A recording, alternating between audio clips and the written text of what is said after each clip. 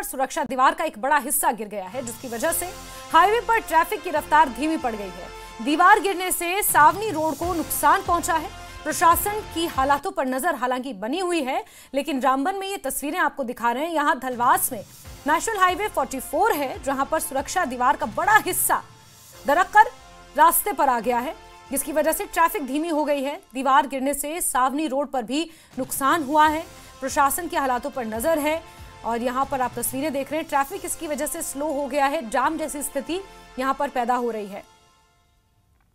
जम्मू राष्ट्रीय राजमार्ग 44 है और यहां पर ये सुरक्षा दीवार का बड़ा हिस्सा टूटकर गिर गया है, जिसकी वजह से ट्रैफिक प्रभावित हो रही है। प्रशासन हालांकि नजर बनाए हुए है हालातों पर और लगातार मॉनिटरिंग की जा रही है। इसकी वजह से रास्ते को भी नुकसान पहुंचा है। धलवास के पास ये दीवार गिरी है, रफ्तार धीमी हो गई है ट्रैफिक की और प्रशासन नजर बनाए हुए है। दीवार गिरने से सावनी रोड को नुकसान पहुंचा है। एक कनेक्टिंग रोड है सावनी रोड, उसे भी नुकसान पहुंचा है और नेशनल हाईवे 44 पर तो एनीवे ट्रैफिक धीमा हो गया है।